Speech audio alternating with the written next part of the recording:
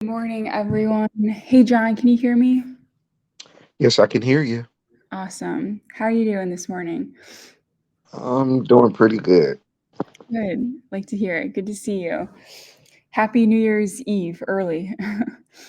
Thank you. All right. Well, we will go ahead and get started since it's 9 o'clock.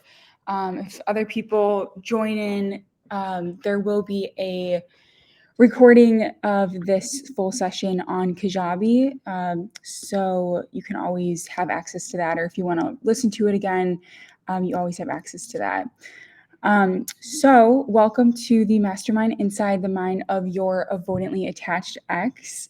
We have a lot to go over today. So, we're going to talk about the psychology and like the reason behind they dumped you.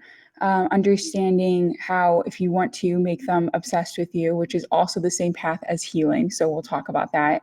And then how and when they will come back into your life, and then finally, how to detach and let go. Just a couple of tips there and feel like you can start dating again and have that foundation. So, couple of housekeeping items before we jump into the session today. Like I said, there will be a replay for this mastermind and it will be emailed to you as well after our session is over today. So you can find a copy there in your email, or like I said, you can just log into Kajabi and then you'll see in the mastermind course, there should be like a replay section there. Um, and then if you have any questions about your specific relationship at the end of the call, we will have a Q&A session. So, hi, Raphael, if you can hear us. There will be a Q&A session, so you can ask me anything about your relationship, uh, pieces of advice, anything like that. We'll have that session at the end. But if you do have any questions throughout our session today, feel free to drop them in the comments down below. I want this to be more of like an interactive conversation, but at the end we can really get into the detailed information on your relationship. So starting there. Oh, also, if you do need further support as well with your relationship, looking for specific advice, I do offer one-on-one coaching sessions as well, where we can jump on a video call just like this for 40 minutes or so.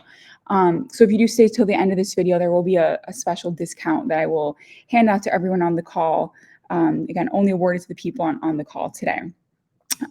So without further ado, let's jump right into it, okay? So let's talk about the psychological reason behind why your avoidantly attached now ex dumped you, okay? Now, no matter what your story is, whether, they dumped you or you felt like that they were pulling away and you felt the urge to just let go, we're going to talk about a couple of the reasons why they might have changed their character over time, okay? So, first of all, let's just understand what the avoidantly attached person looks like. Okay. So, typically, and if you watch a lot of my videos on TikTok and in my podcast, you're probably familiar with this. But understanding that avoidantly attached people are very independent and self reliant. Okay. So, based on their childhood, they were taught that they had to do everything on their own. And that just seems like the normal way that they should function. So in their adult relationships, they are still functioning on their own, they're self-reliant, and it's hard for them to lean on other people. Okay.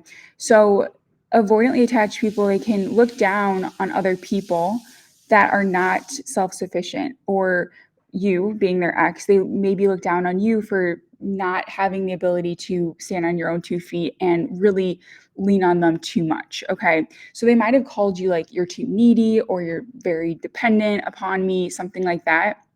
Or they're just thinking about that like towards you. Okay.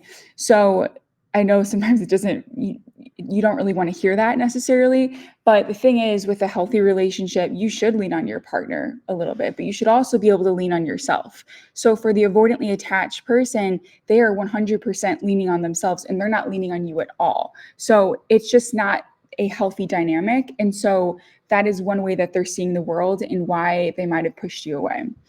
The other thing to talk about is avoidantly attached people, they have a very high self-esteem. Okay. So they come across as being very confident, they're very sure of themselves, like they know they have like everything in order in their life. Okay. Or at least that's how they seem to be. Okay. So this is actually interesting though, because if there is a very uh, like high pressure situation in their life, they will lean on other people and almost like turn into more of like a secure attachment style, if you will, or more of an anxious attachment style as well, just depending, and ask people for support if they're going through a really intense life situation. So that could be something like death or divorce or something like that, where it's like, I need, like, this is just so much, I need help, essentially. Other than that, they are very used to, again, leaning on themselves. They have the high self-esteem. So it's not like they're not going to show like their emotions right after the breakup. They're just like, okay, I'm just going to keep living my life and doing my thing, because again, they're self-reliant. That's how they operate. Another thing that avoidants do, they don't rely on others for emotional support or reassurance, like I said, unless there's like a very high pressure situation that they're in their life.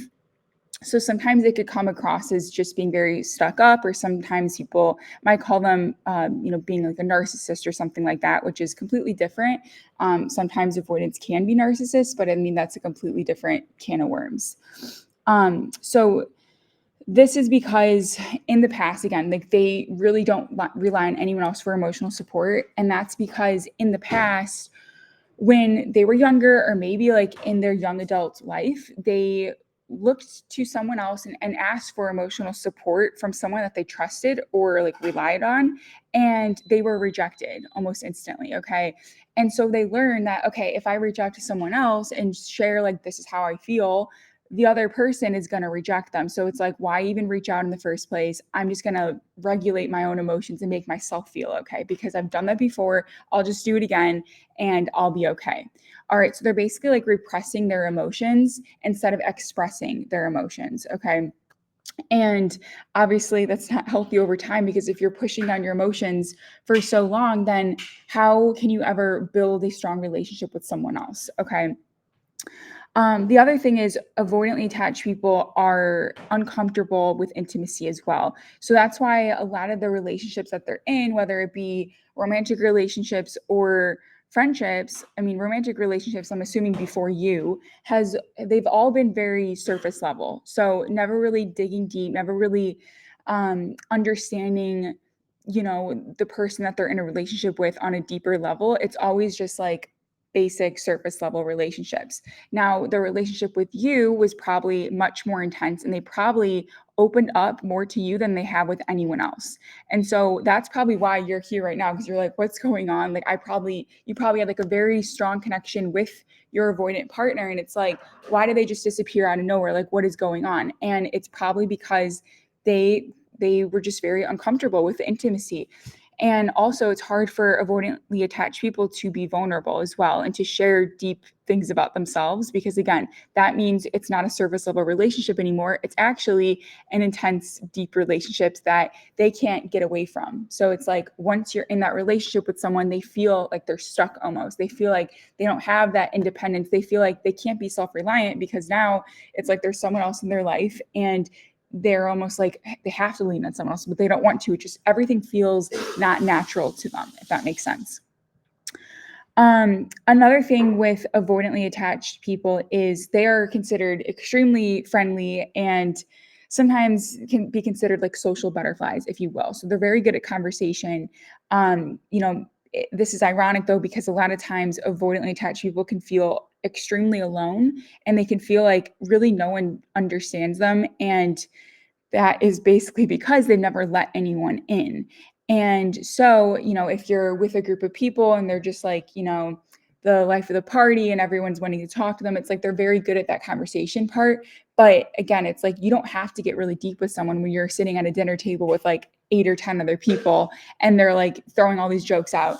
They're just trying to build those basic surface level relationships, because again, that's kind of like the connection that they need to keep going. And it's like, well, I don't really need to go deep. I have me for that, essentially. Okay. So I wanted to start with that because it's important to understand where your avoidant partner comes from, because the way that they were raised and all of their patterning is based on those characteristics that I just shared. Okay. So obviously, like every avoidantly attached person can be different. Some of those things can pertain to your avoidant ex and some of them might not. But generally across the board, that's how you would categorize an avoidantly attached person. Okay. So over time, if any of those things are removed from their life, so they lose their control of their time, of their schedule, if they don't feel like they can be their own independent person, if they feel like you are leaning on them too much, and because of that, they don't have their autonomy anymore. If any of those things start to happen, they will start to put into place deactivating strategies. Okay. So, what that basically means is they're going to start to nitpick all the tiny little things about you in order to give themselves some sort of excuse to start the process of letting go of you. Okay. And the sad part is they might have done this before in the past. And it's not just with romantic relationships, it could be with friendships, it could be with family relationships, it could be with their relationships with people at work. It happens across the board. That's one thing to note about attachment theory in general. It's not just romantic relationships, but it's definitely an important element to understand if you want to be successful with your romantic relationships. So, deactivating strategies are basically a behavior that an avoidantly attached person would use in order to not feel closeness or intimacy with anyone. Okay, so as humans, we're biologically wired to basically want to be close to our partner, right? We like that feeling of closeness because it can make you feel safe and secure, which again, that's a healthy relationship. Not too much, because then that would mean you're more of the anxious attachment style. But deactivating strategies are basically used to suppress those basic desires so that the avoidantly attached person doesn't have to feel closeness at all. Okay. And again, they do that because it's scary and it's uncomfortable and it's easier to just back away, right? The other thing is avoidantly attached people do not like conflict at all. So, when you're in a relationship, romantic relationship, friendship, whatever it is, you're probably going to run into some conflicts at some point. And to solve those conflicts or to confront someone and be like, listen, like I have a problem with XYZ, or I want you to do XYZ, or I feel XYZ, can you do this for me? Something like that, which is again normal in a relationship. That's scary, like very scary and uncomfortable for the avoidant. So what they do instead is like, you know what, I'm just gonna leave. I'm gonna leave the party. Like, I don't even want to deal with this problem. I'm just gonna get out. Like, it's way easier to run away from your problems than like facing them head on, if that makes sense. Okay. So, some examples of deactivating strategies. I remember when I was starting to like understand all about attachment theory, I like, was reading through this and I'm like, wow, a lot of them pertain to my situation as well. So, this might be a little bit alarming, but let's go through them. Okay. So, some deactivating strategies, some of those can include pulling away when things start to get really good in the relationship. Okay. So, that's basically just, I'm going to get out because if things are getting good, that means things are going to get serious, which means I need to be like locked down, which means I lost my autonomy, my freedom, my independence, like everything. I'm going to get out before it's too late. Okay. So that's one of them. They purposefully start to daydream while you are talking to them. So they're basically like, okay, I don't want to get close with you. I don't want to hear your stories. Even if they're bad stories, it's just like they don't want anything to do with building a connection with you that's any deeper than surface level. Okay. Another deactivating strategy is saying that they don't want labels or saying that they're not ready to be in a relationship. So they might just be like, oh, yeah, like I don't do labels, or like I just want to keep it casual with you, or like let's be exclusive, something like that. Those are all running away from the point of dating someone else, which is to be like officially boyfriend and girlfriend. Okay. Because again, when there's labels, that means they're locked down, which means they don't have freedom. Like it's all the same thing. Okay. Another deactivating strategy is not saying I love you. So again, expressing emotions is very challenging for the avoidant. There might not be any sex or physical touching at all. Okay. So they're like physically trying to keep a distance from you.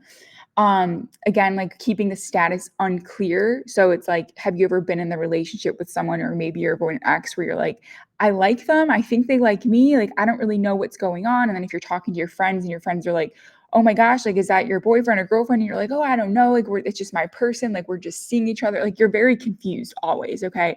And that's because they're trying to keep it that way. They're trying to keep the distance and not put a label on things. Okay. Another deactivating strategy is They never want to, they never want to touch you at all. Like I said, like any sort of physical contact, like holding hands or like touching your shoulders or anything like that. Again, that's just, it makes them feel vulnerable and like they don't want to do that. Okay. And then finally, they could behave in a like hot, cold manner. So they might like leave the relationship, maybe like go travel, like do whatever. And you're kind of like, when are they going to come back? Like, you don't really know. It's kind of like secretive. They're just like, oh, I'm gone. Like, I'll be back like soon. And you're like, what does that mean? So you might just get sick of that. Okay, actually, sometimes what an avoidant will do is act that hot cold behavior because they want you to end the relationship. They want you to get sick of their behavior of like being so confusing. Like, I'm just gonna leave and then come back and like give you the bare minimum effort so that you are like, what is going on? Like, I don't want this anymore. I'm gone, right? If you were securely attached, 100%, you would just leave the situation, right? But because sometimes, if you're more anxiously attached, it can be very frustrating. So obviously you're staying in the relationship and it's frustrating to you now at this point, I'm assuming. The other thing is avoidantly attached. So those are all deactivating strategies. Avoidance could also be daydreaming about a past partner or reminiscing or like, daydreaming or whatever about a future partner as well. So they're looking at you in real life in the present moment and they're just like, you know what? Like, I remember my past ex, like, you don't line up with my past ex. So like, this isn't going to work out. So they kind of like deactivate mentally and they're just like, whatever, I'm just gonna try to get back with my ex. And then when they do dump you, they don't want anything to do with their ex and they're like, whatever, I'm free. Like, this is great. Okay. Or they're thinking about the future. Like, you know what? Like, you don't look like my perfect partner. Like, I'm going to like deactivate from like mentally from this relationship. I'm done. Or like, I don't like the way you talk, or I don't like the way like what you do in your free time and stuff. Like, my future partner is going to be doing XYZ and like be in this career and like look like XYZ. And then from that, they're basically deactivating. Okay. So like they're comparing you to someone in the past or to someone that isn't even real. Okay. Again, like this is because they're protecting themselves because they don't want to go deep. Okay. So these strategies are used so that the anxious partner, which would be, you in this case, or maybe in the past, they've used this as well. So they kind of know how it works, so that the avoidant partner, your ex in this case, can continue to operate and like live their manicured perfect life. Okay. And this perfect life has the perfect schedule where they control everything and it makes them feel like they are in complete control of their life and their independence. Okay. So the result of this, though, obviously, is you're never going to get close to your partner and they're never going to let anyone get into their life. So it's like you're constantly craving more because your needs aren't met. And then they don't know how to verbalize like their own needs. So they are like running in the opposite direction. And then you're always wanting more. So it's like you're not satisfied and you're not going to give up because it's like they gave you a taste of what you wanted, but then they're like, oh, I'm too scared. And then they ran away. So it's like, I say this in a lot of my TikTok videos and in my podcast too, but one person's always running and the other person's always chasing. And the moment it flips, which I'll tell you how to get them obsessed, if you will, which is the same path as healing. Okay. Then all of a sudden you're going to be running away and then they're going to be chasing you. And then all of a sudden, like if you don't become secure and like have your own boundaries and like figure out like, listen, this is what I want. This person just isn't that. Or like have that conversation of this is what I want. Can you give that to me? Or like, what went wrong? How do we fix this? Like an adult conversation like that, then the same thing's going to happen over and over and over again. Okay. So let's get into how to make your avoidant ex obsessed with you. And again, that is basically how to heal and let go of your partner. Okay. Because the best way to get someone obsessed with you is to essentially just let go and disappear and focus on you and not be like their biggest fan. Okay. Because I know right now you're probably like, this person was amazing. Like our relationship was perfect. Like, why do they just disappear out of nowhere? Why do they just randomly one day, it could have been like 24 hours, like completely flip the script? Like, who are they? Like, what just happened? And now you're over here, like completely broken, completely hurt. Maybe you were secure before this relationship and now you're like super anxious. Like, what the heck just happened? And you want answers. Okay. So you might have been like really stalking their social media or just like rereading old text messages or just crying your eyes out, which is a normal and healthy way of healing as well. I must know, but you're probably just like, what is going on? Okay. So the most important thing you can do is realize that from their perspective, the moment you come into their life and just say like, oh my God, I want you back, or like, what happened, or I'll do anything to make this right, they are just like, calm down. Like, I am happy over here. I'm independent. I'm doing my thing. Like, I don't need you. So just like back away. Okay. Because, and I know it's hard to hear because that's what you probably want to do, like in a more like tame way.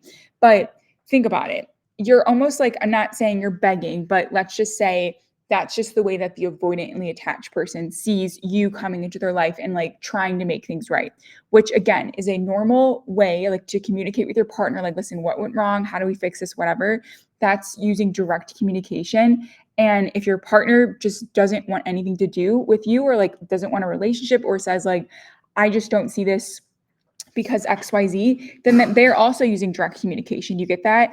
But avoidantly attached people are not going to use direct communication. They're going to use anything from like passive communication, passive aggressive communication, or they're just not going to use communication at all. And they're just going to like leave, literally. Okay. So the best thing you could do to make your avoidant ex obsessed with you, and again, that's the same thing as healing, is 100% let go. All right. You need to disappear and you need to execute no contact. And I know you're like, okay, like I did that for a week. Like, why didn't anything work? Or like, I did it for 2 weeks. Like, and I am struggling. Like, it is hard. Okay. I never said this was easy, you guys. Okay. You have to understand that when you place no contact or space in between your ex, you are giving both of you guys space to grow and to heal and to evolve. Okay. Then, while you guys are both going in opposite directions, I kid you not, the avoidant person typically will be like, you know what? I miss that connection, or I miss like how happy that person made me feel. And they will either come back to you and like reach out to you, which we'll talk about how that will happen, or they are just going to continue on with their life, and you're also going to continue on with your life and be happy and do your own thing in the opposite direction. Okay. Normally with no contact, you just have to like, you have to get over the hump of at least like 2 months. Sometimes it can be like very painful and you're just going to be like, oh my God, like thinking about them all the time. When you get to month like 3, 4, or 5, that's when you start to feel like, you know what, like this was the past. Like I still feel something, but it's not as intense. And when you get to month like 6 through 8, like you're gonna be okay. Again, that is general, like generally across the board. Obviously, if you guys dated longer, it can be much more intense. Or if this was like an intense, like you fell in love and then they randomly like, pulled the rug from underneath, that can also like vary how long you are doing the no contact and feeling the emotions. Okay. So how to get them obsessed with you? You're going to let go. You're going to do no contact. And what you can do is find something that you enjoy doing on your own time and put your energy into that. I always say on my TikToks and in my podcast, like find a project that you enjoy, because whenever you think about your ex, instead of thinking about them, you can flip the script and start thinking about your project. Like, oh my gosh, this is a great project. I'm enjoying building this project up, like whatever it is. It could be like a fitness goal. It could be like you're going to build a side hustle. You're going to try to make more friends, like whatever it is. It's like, it's something exciting that gets you excited. Okay. I said excited twice, but you know what I mean. And then it's like you will be lighting up naturally. You will be glowing naturally because it's like you are happy. You're doing what you love to do. Okay.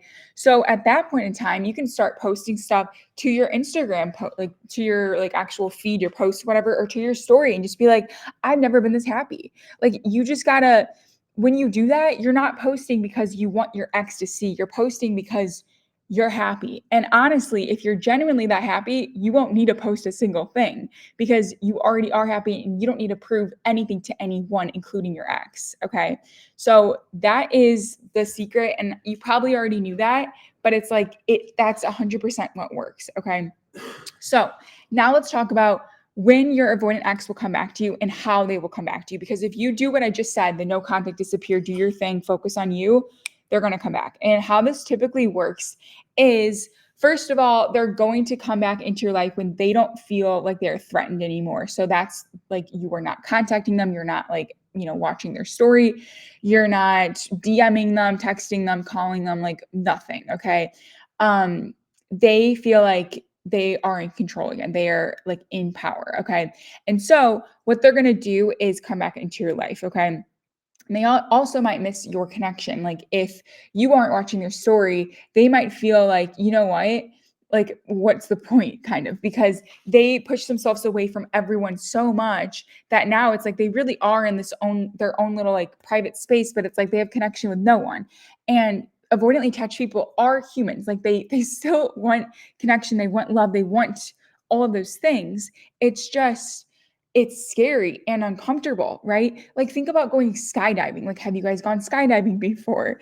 If you haven't gone skydiving, like it's scary, it's uncomfortable. But the moment you do it and you jump out of the plane, it's like, oh, okay, this was kind of fun, or it's still scary. Who knows, right? Maybe you have to do it a couple more times to get comfortable.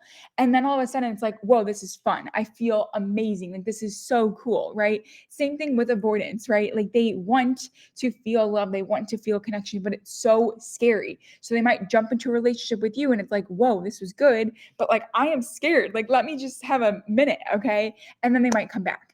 And the thing is, if they don't know this on a conscious level and they're not aware of their attachment style, then they've probably done this so many times and they're just like, this is just the way I am. But that's not true. And everyone can change and your attachment style can change and it's plastic. You can always become a different person. And you can also have a little bit of both attachment styles, which it's not bad to be an avoidant. It's not bad to be anxious. And it's not like you're a perfect human being if you're securely attached. Okay. You can have a little bit of everything. And the fact that you're aware is going to be very, very important. Okay. So, how they're going to come back, the first stage is usually they will start to watch your story again. And this is like the virtual, like Instagram, like social media aspect. Okay. They're going to start to watch your story again. They might throw some hearts in your story. And then over time, if you don't interact with them, they might continuously do that. But at some point, they will send you a quick text. And it's not going to be direct, like, I love you, or I want you back, or I messed up, or anything like that. They're just going to be like, oh, I listened to this song and thought of you. Or like, I saw this thing in the grocery store and thought of you, or just like something random, or saw this sunset, thought of you. I've gotten like very interesting texts. Okay. I got a picture from my ex of a hot tub, like a bathtub or whatever.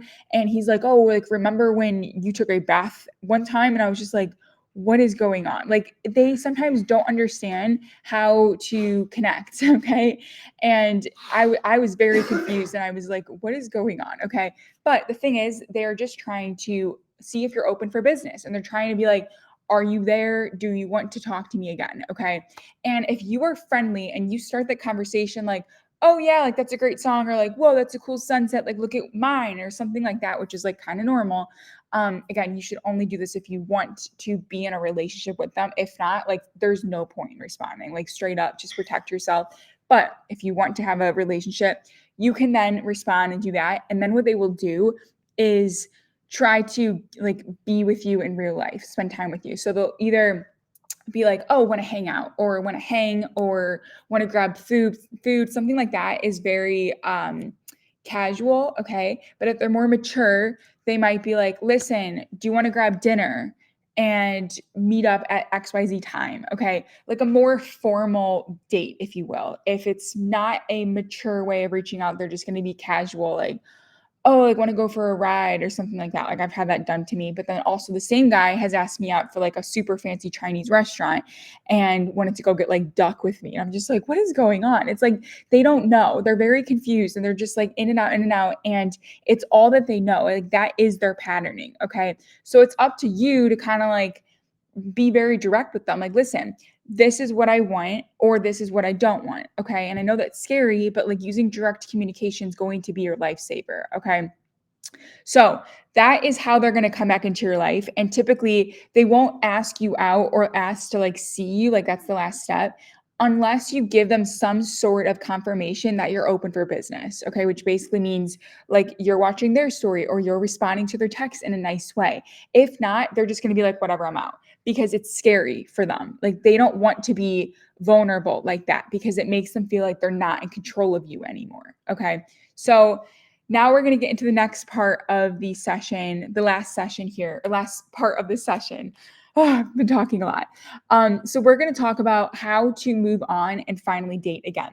So I structured this whole program in a way that you can kind of decide like where you want to go. Because I know for me, like when I first went through the breakup with the avoidant, it was like, just want to move on. I just want to heal. And then all of a sudden he came back. And then I was like, wait, but now I want him back. And then I went through a full like process of trying to get him out of my system again. And then it was just like you're always changing. And so you can decide where you want to go. And in the end, hopefully, you can join me on the side of, okay, let's be secure. Let's use direct communication. Let's share exactly what we want or what we don't want from a partner.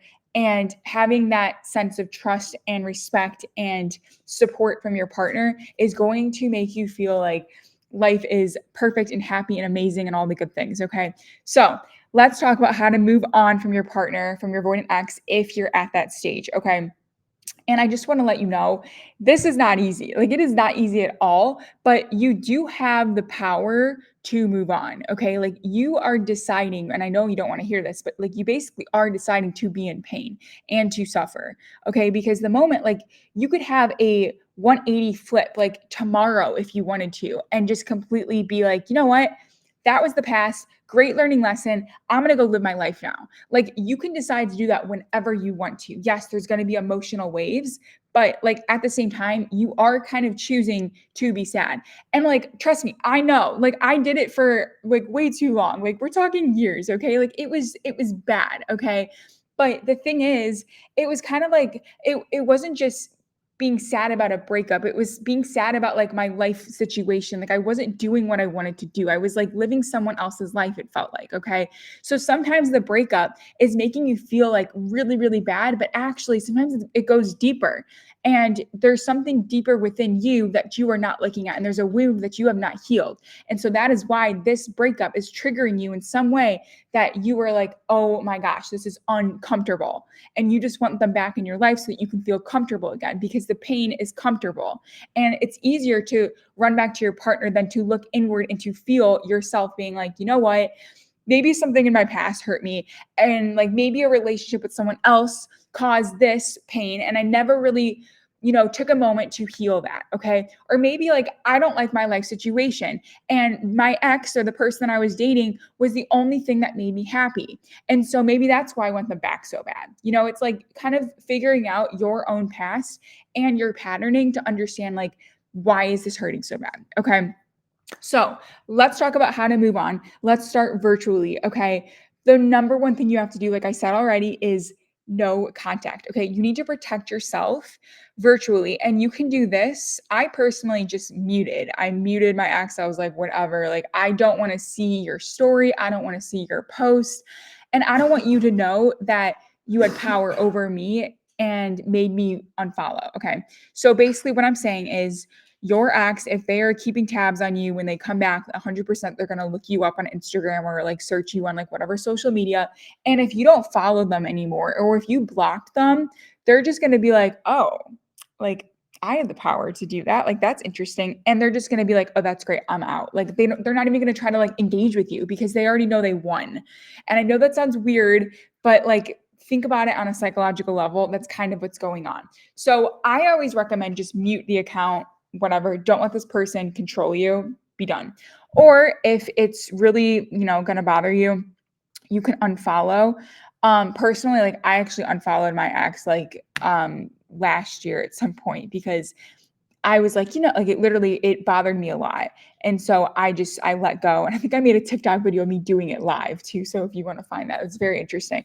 But like, I'm telling you, you go down, like it hurts really bad. Like, you're in this very low point, and then all of a sudden you shoot straight up. It's like, you know what? I am free. This person doesn't control me, and you're done. And it's honestly kind of crazy how like an unfollow can impact your life, or like muting someone can impact your life, or like seeing your ex watch your story, how that can make your heart race. It's like how like the reason, or just like how much they control you, like that just blows my mind. Okay, like I'm lost for words. But what you can do is manage that. Okay, and like that just means you unfollow, or you can block them as well. I don't always recommend doing that because once you block someone, you can always unblock them. And typically, if you regret it, that means you're going to follow them back, which means they're going to get the notification. And it's just like you're setting yourself up for failure unless you're truly like, whatever, I am 100% done with this person. I'm done. Like mic drop, whatever. If you want to do that, then block. But I honestly just think the best thing to do is mute. So you need to protect yourself virtually. Another thing you can do is delete all of your old pictures with your ex. This is extreme, but like for me at least, like I didn't, oh my God, I don't think I took like a single picture with that guy, to be honest. But I did take a lot of pictures of like the food and stuff that we had and just different places that we went to. So some of those pictures like reminded me of him, like it was like a trigger, I guess. So like it helped to delete some of those. But I guess like past relationships like that definitely helped me. Like this past guy that I talk about all the time, it wasn't the most helpful thing. So all these things that I'm just giving you tips, take what you want. Okay. Another thing you could do is stop listening to their music. If they gave you songs to listen to, or if you know their if you know their Spotify or their playlist or whatever that they like to listen to, you're probably listening to those songs and thinking of them. It's like instant. Like you listen to the song and your brain just goes to think about them. Stop that. Like literally turn on Mozart or lo-fi music, like whatever you got to do. Do not listen to their music because you're triggering yourself. Okay. Something else you can do is delete those old messages on your phone. You do not need them. There's literally no point to have them on your phone. So delete them on your phone. And if you have a Mac, delete them on your Mac too, because you and I both know that having those on your Mac is not good. And or if you delete them on your phone, they'll pop up on your Mac still. So you need to delete them everywhere, delete them from the cloud, like just get rid of them. Okay. Because you're only going to read them back when you're having a sad, lonely night and just like trigger yourself for no reason. Okay.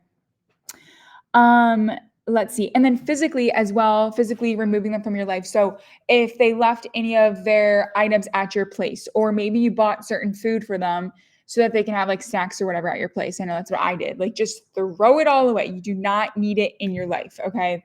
Also make a promise to yourself, like do not hang out with them, do not see them, don't make it a casual thing with them, because if you do that, it's going to be really hard for you to move on. Because if you're still in love with them and you're just hanging out with them as friends, your body and mind are going to be like, what is going on? Your heart's going to be like, I want them, but then your gut's going to be like, I shouldn't do this, and then your head's going to be like, I'm confused. Okay, like you're basically setting yourself up for failure.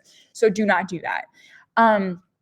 Another thing to do when you're trying to move on is choose a new focus. Like I already mentioned, find a passion project that gets you excited and then put all of your energy into that thing. Okay. Or like learn a new skill or something. I know for me, I picked up food photography. I bought myself a DSLR camera and I was like, let's learn this thing. Like, let's figure out how to do food photography. I'm obsessed with food. So I started learning how to do that. I took I took one course and it was a lot of fun. Okay. So I put my brain energy into that project, into that skill.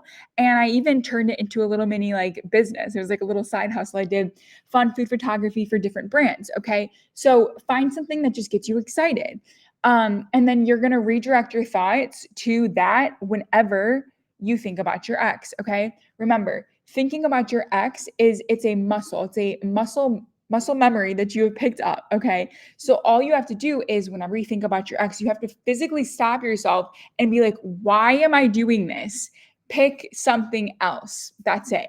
Same thing. Like, I know for me, when I was going through that breakup, it was like, I got to a point where I was like really, really sad, but it wasn't just about the guy. Like I said, I was not happy with my life situation at all.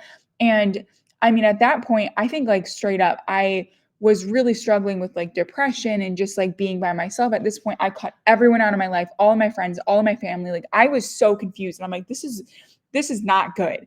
And I remember like I had no energy to do anything. And so if that's kind of where you're at right now, and like the only thing that's kind of keeping you going is thinking about your ex, what I really encourage you to do is think about something else. Like think about a happy memory. Think about somewhere you want to go. What I did for myself was I want to travel the world. Like I want to see the seven wonders of the world. So I would just imagine myself traveling and doing all the things and like making my dreams come true, because I didn't have to wait for this person to go with me because like he broke up with me. So I'm like, whatever. But like you can still do all the things and you can still dream. You can still feel happy and do all of everything. Okay. So if you're having one of those really low moments, try to imagine yourself doing the things that you want to do and living your happiest life, because it is possible. And when you pick a new thought, all of a sudden you're teaching your brain not to think about your ex as much. Okay. So that is a lot easier said than done. Like that took me months to master, but it's like once you kind of get that skill down, it's really helpful throughout life, because if you're stuck on a bad thought or a negative memory, whatever it is, you pick yourself up and you're just like, why am I doing this? Literally, like, why? My life is good. I have XYZ thing. I'm grateful for XYZ.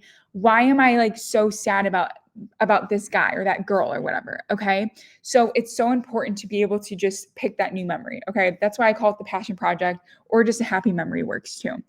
Another thing you can do to move on is create a circle of five. So find 5 people who inspire you, who encourage you to be the best version of you. Okay. So that could be friends in real life, that could be family members, or that can be people that you like to watch on YouTube, or maybe podcasters like my podcast, New Day with Natalie, if you're interested in that, or just different people that you like to watch. I said YouTube, but maybe on TikTok too. Who knows?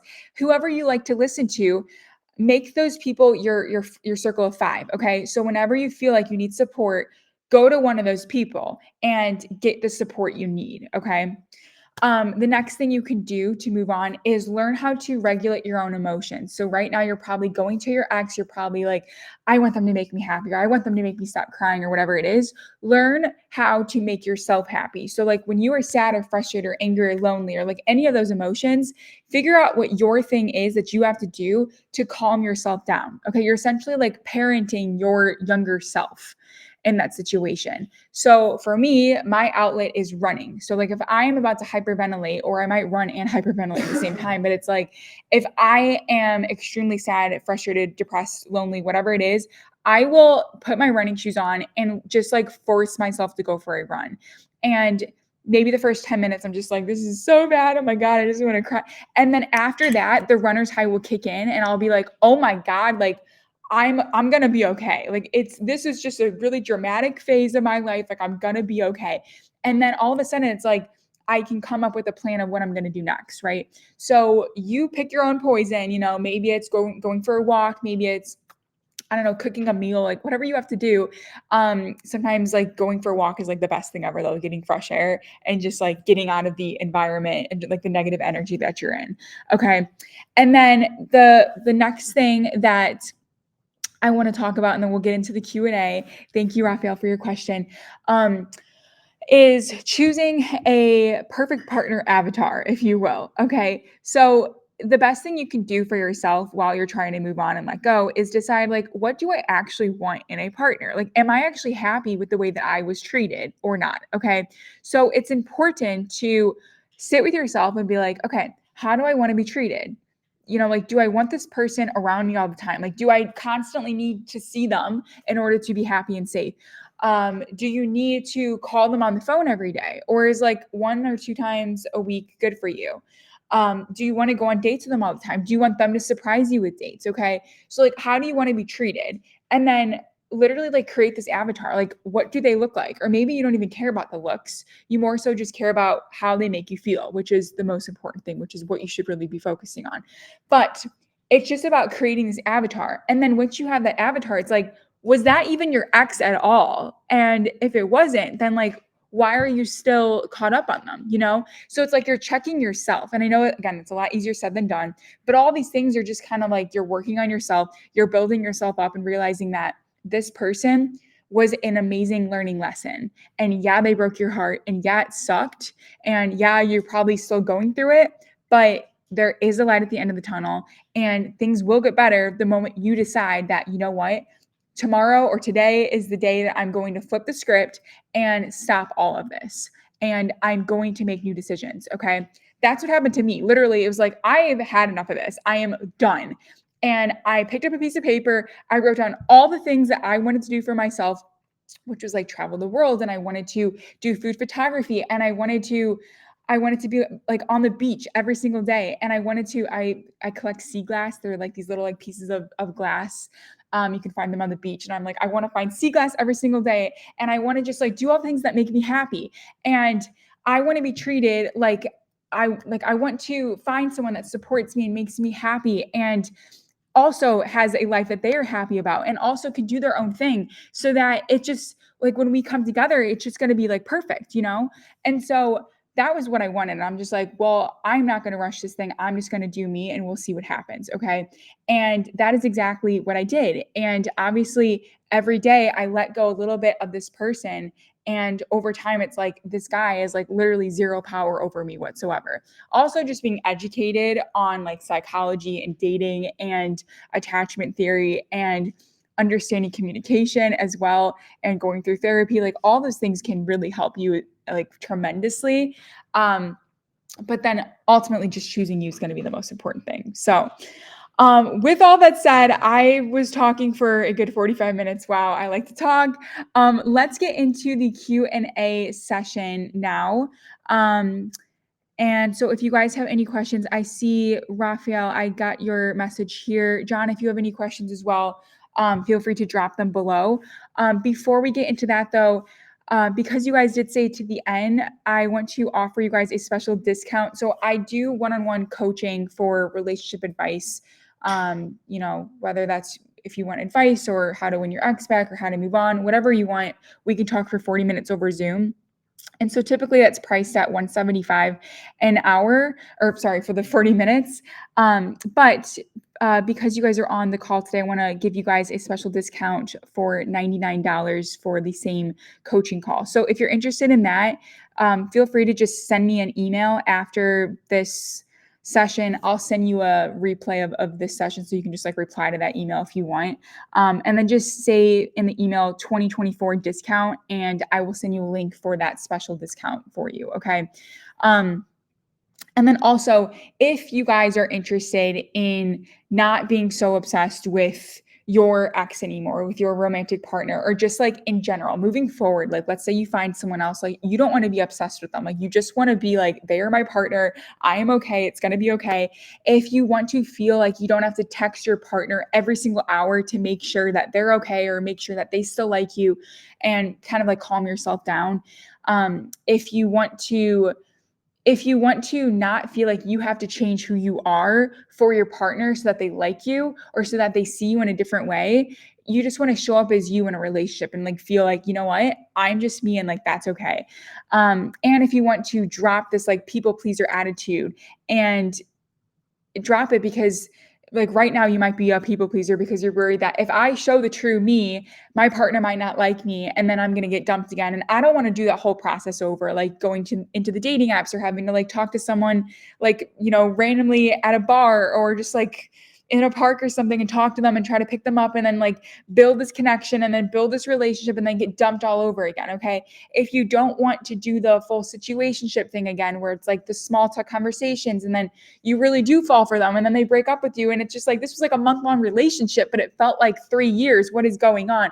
If you don't want to do any of those things like ever again, I would really encourage you to join the Anxious to Secure program. So this is my 90-day accelerator program where there's multiple one-on-one video calls with me as well. And we will work closely for those 90 days.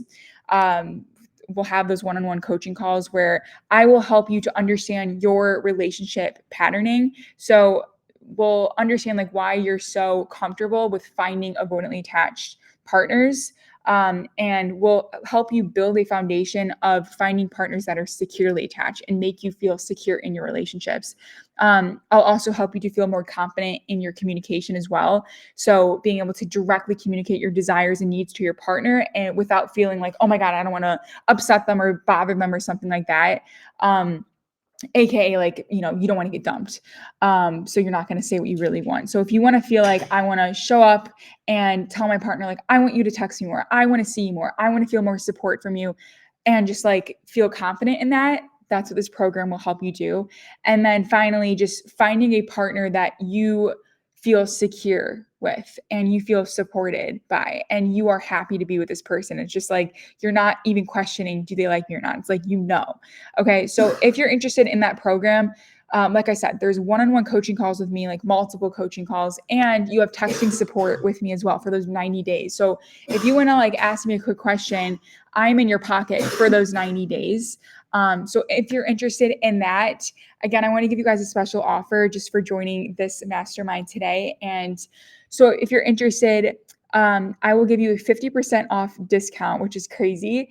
But this is just for the new year. And I feel like this is just a great way to enter into 2024. So if you're interested in that 50% off discount for that program, going from anxious to secure, just send me an email with the words, I am secure in 2024, and I will send you a link for that as well. Okay.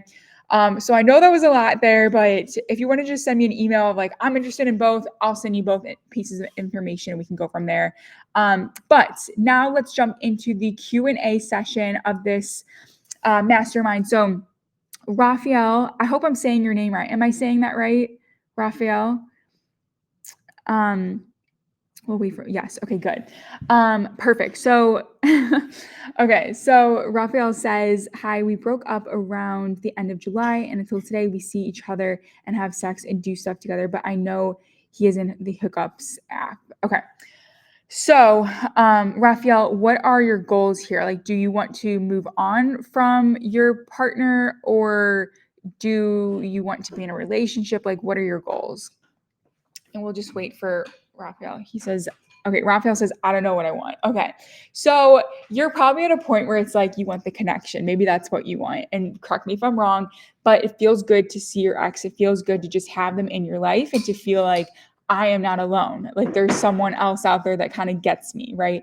So what I would recommend for you, just like based on this like short little snippet of what you shared, the best thing that you can do, like the fact that you're in this mastermind and you're learning about relationships and attachment theory and like the psychology around dating and whatnot, it makes me believe that okay, you probably like this person has been in your mind for a while and they could bother you a bit. But they don't bother you enough to just let them go because you prefer having the connection than to be let alone and kind of not have anyone in your life. Okay. And I'm not saying anyone, I'm just saying like the romantic partner, if you will.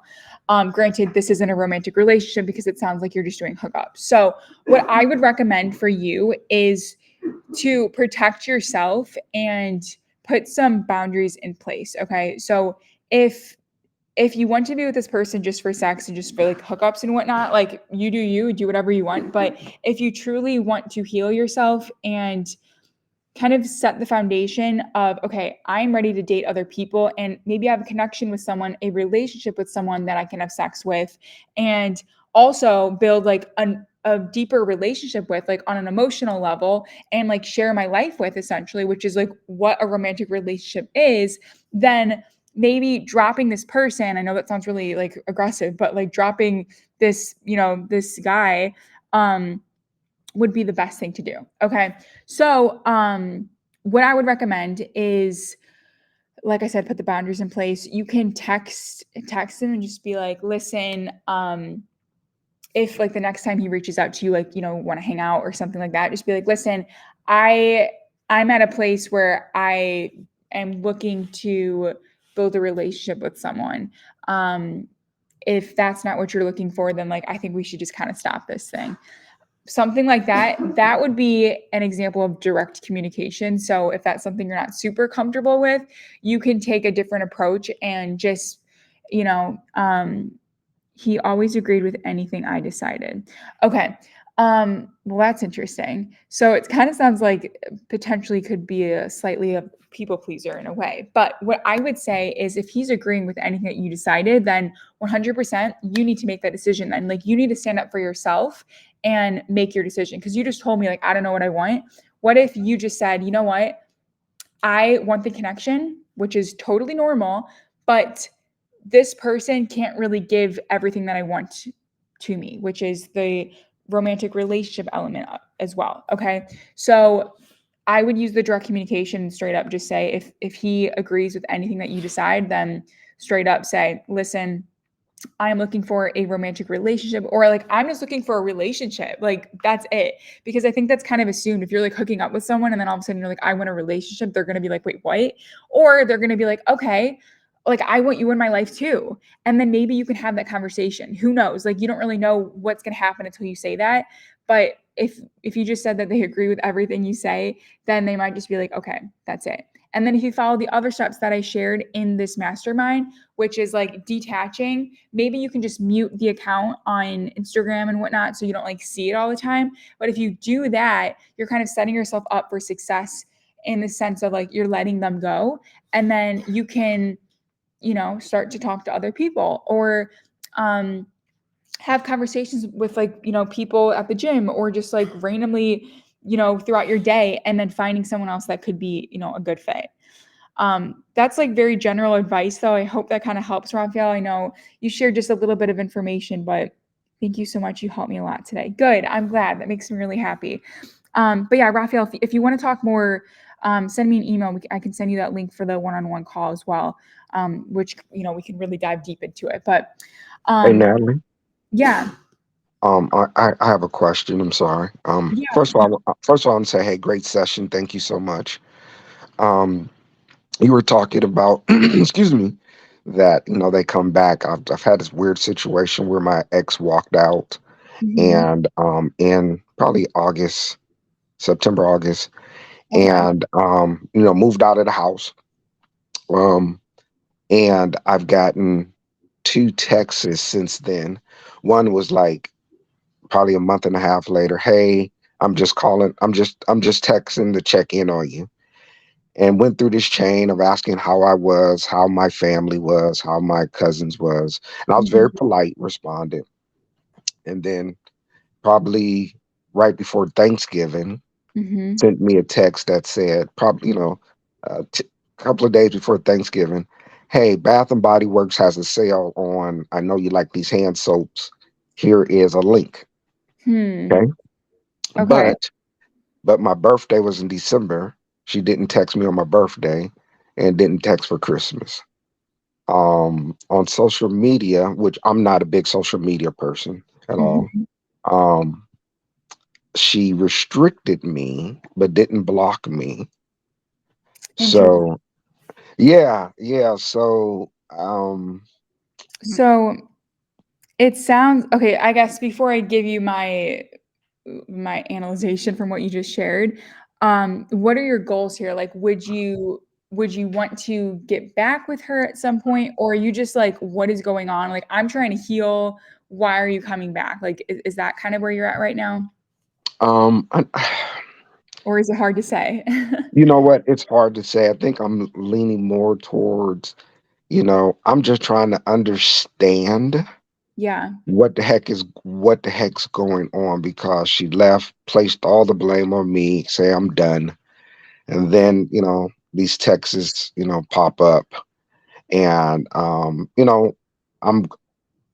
I'm like I say, I've been very respectful Yeah. in that aspects, but it's just weird that you text me right before Thanksgiving from about hand soap, and Yeah. then my birthday is a month later. Nothing Christmas or anything nature. So, um, Interesting.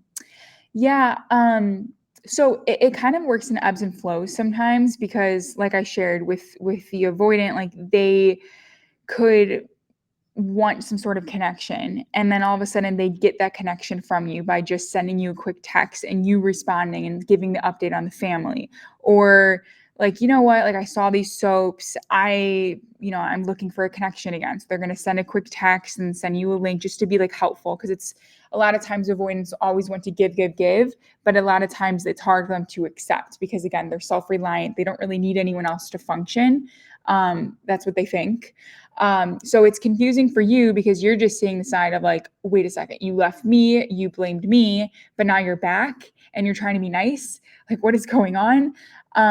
The answer, honestly, is just like I said, the connection.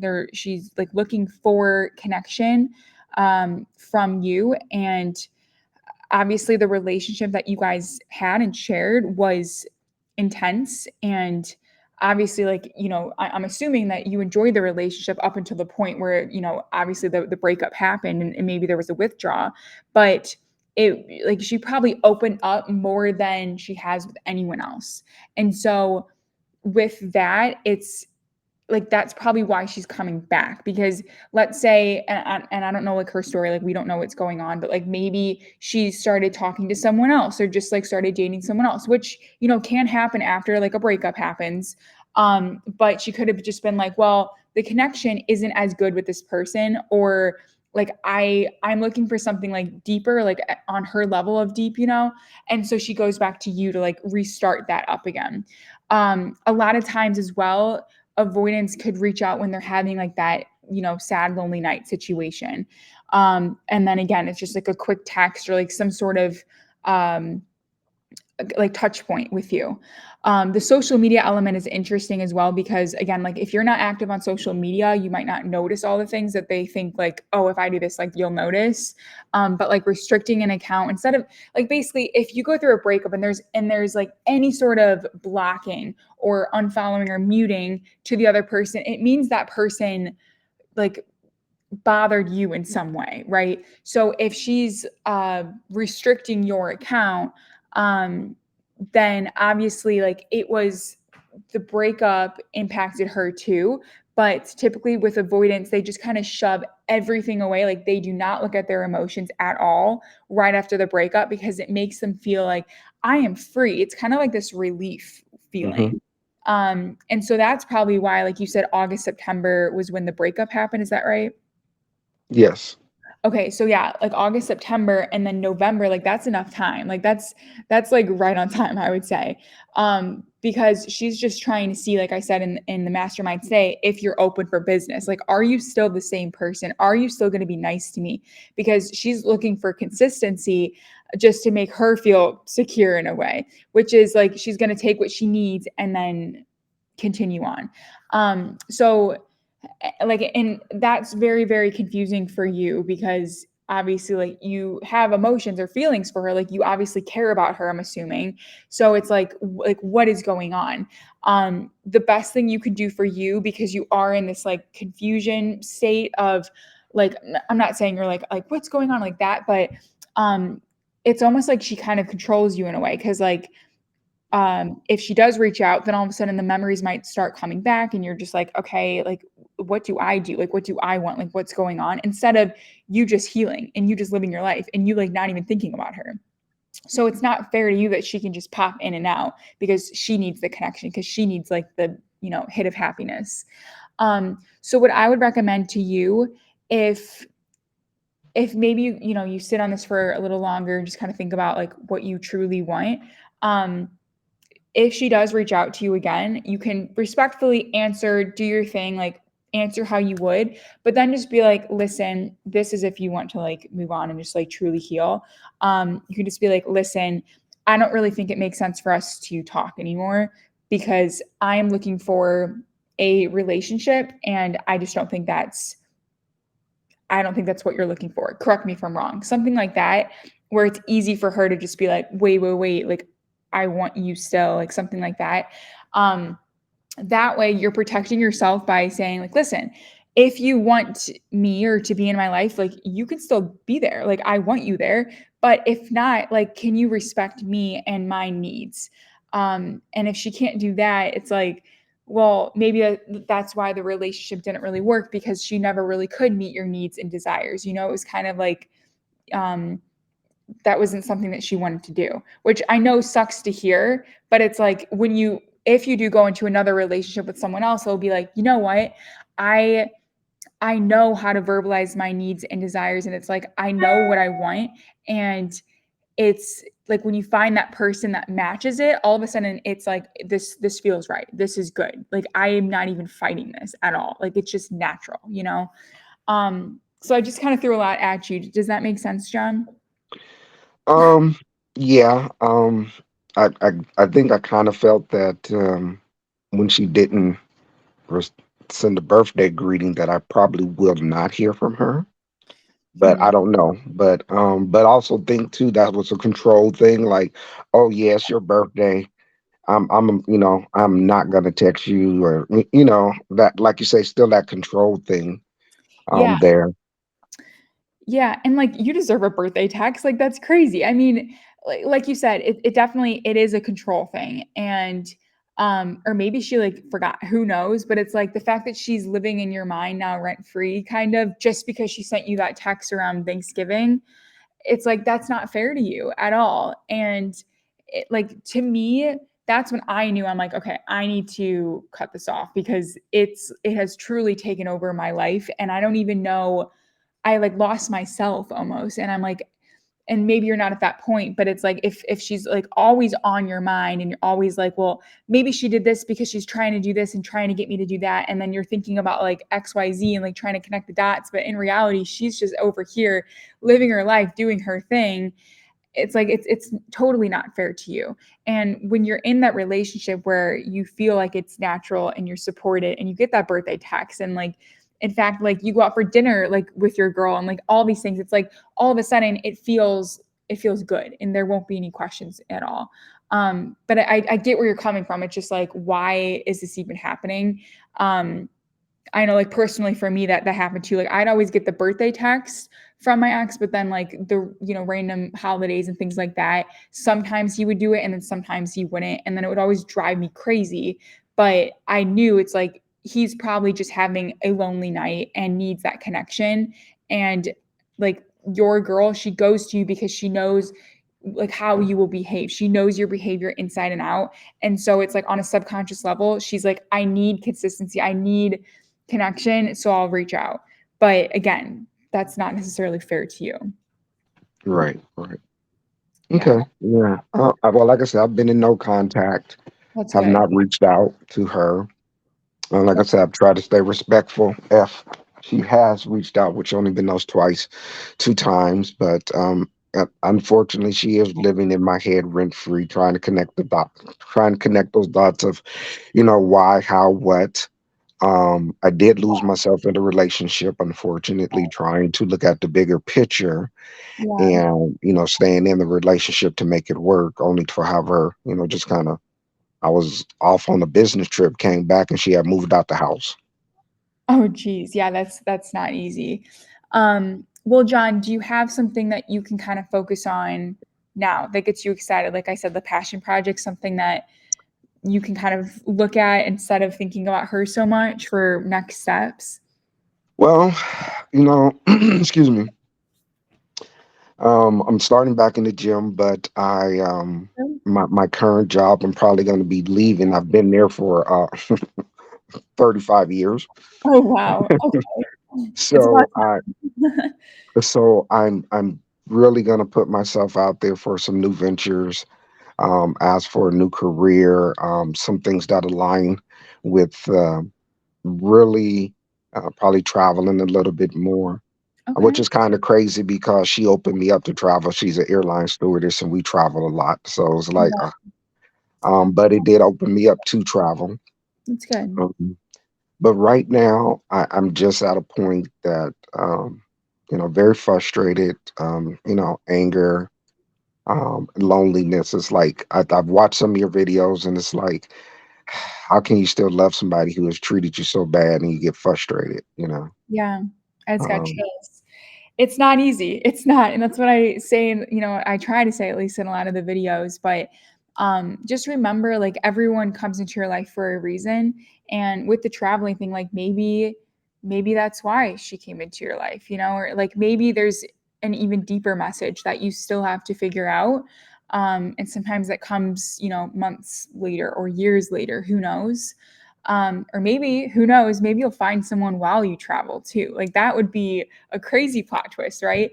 So it sounds like you have a lot of things to be excited about, and like going to the gym and all that. Maybe even um to like really take your mind off her and all that. Maybe you can set up some sort of like schedule, or like, I don't know, like a PR or something you want to hit or something like that. Or like a certain weight you want to get to, something like that. So it's like you have something you're trying to achieve, and like once you achieve it, you can feel really good about yourself. And then, with that momentum, throw that into like, okay, now I'm going to go travel, or like, okay, now I'm going to find this new job, or like start my own business, or like whatever. So you're using that momentum, but having like a very specific goal can sometimes help you get to that point. And then also whenever you think about her, it's like not just like, all right, I'm gonna think about the gym, I'm gonna think about the like working out. It's like, okay, I'm gonna think about hitting this PR. Okay, I'm gonna think about hitting this weight. Okay, I'm gonna think about how I'll feel when I get to that point.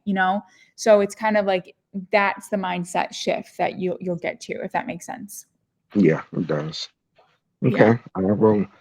try to incorporate. Well, excuse me, I will incorporate That's right. I love it. That's good. those things in there to kind of move forward for sure. Yeah, So thank perfect. you.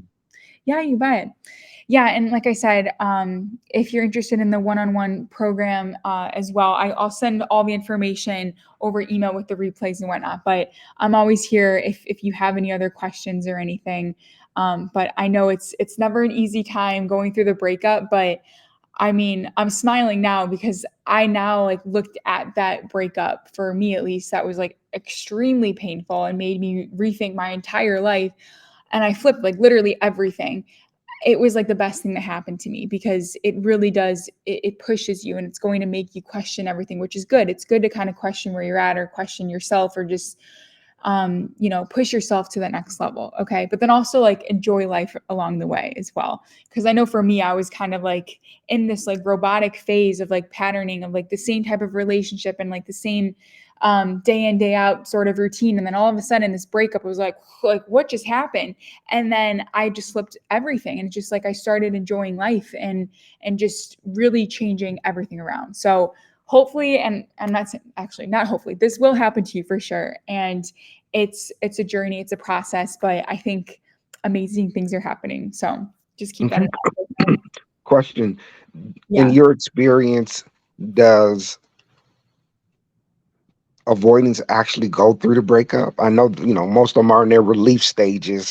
That's what after the breakup, like you said, hey, I'm free, whatever the case may be. But do avoidance actually process those breakups? Yeah. So they do. It's just a different timeline. So it's typically delayed. Like I said, after the breakup, they feel like they're very independent and free, and it's just like the sense of relief. Like I'm not attached to this person. I can do my own thing again. Like I have control again. And once they get that out of their system, then they start to feel this like I'm going to like get razor focused on a project or like my business or like whatever because they don't want to feel the pain. So they have the independence, they have their time to focus on whatever, but then it's like, I want the connection. And then at that point, when they want the connection, they will start to feel the breakup, the pain, and it's like the void, it's uncomfortable. So they typically will either reach back out to their partner or jump into another very surface level relationship to kind of like ease the pain, fill the void, do the same thing over. So they do feel it. It's just in a completely different way. And a lot of times those emotions are just suppressed um, down a lot. So, Gotcha. yeah. Okay. Well, all right. Well, thank you so much. Yeah, you bet. And thanks for joining the mastermind. Hopefully we'll do a couple more of these in the next quarter. So I'm excited about that. Okay. Well, hey, happy New Year to you. Happy New Year, John. Thanks for joining. We'll hopefully talk soon then, okay? Okay. Thanks. Bye. Great. Take care.